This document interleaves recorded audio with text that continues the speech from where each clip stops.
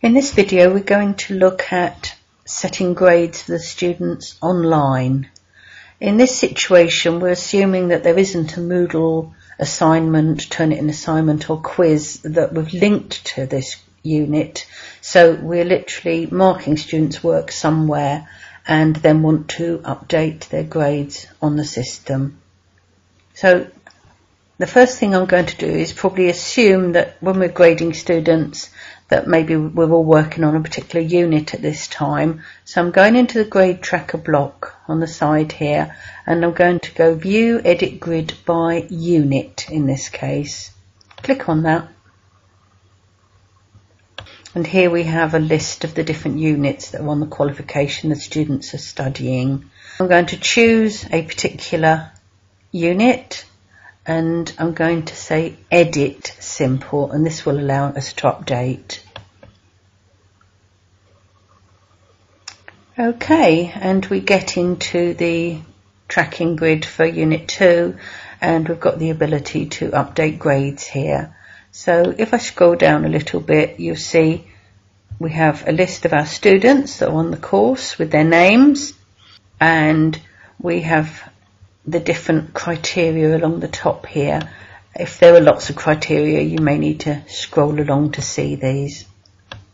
And you'll see along the top here we have a little list of the different keys for different settings we might do, so whether they've achieved the criteria, etc.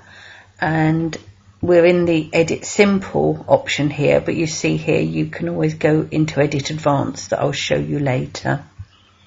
So we will scroll down here and we've got Lisa Simpson here, and we've just graded some work for her, and in this particular piece of work she's achieved P1, so we can just tick that, P2 and M1, so she's achieved those different criteria in the assignment piece. So it's as simple as that. You see there's no save button or anything. Once you've ticked the boxes, it's actually updated the record for her. So we have those, and that's the simplest way of doing it. If I want to, I could choose to go into edit advanced now, so that I've got a few more options. So I'm going to tick on that button, give it a moment to load. Right, now you see we've got a slightly more complicated grid, and at this point we can be a bit cleverer with our grading if there are different options we might want to look at. So in this case maybe Lisa's done a task that was for P3, and if I tick on the little arrow here, I've got the option of saying achieved, a late submission, not attempted, partially achieved, so maybe she's got two different tasks that will cover P3 and we're only part way through there, referred, work not submitted, work submitted, or not achieved. So in this case I'm going to say that she's achieved P3, just click on that and it marks it as achieved. Underneath here you see it's a bit of a soft colour, but you've got a little section here, and if you click on that you can add a comment against that grade. So I'll go well attempted.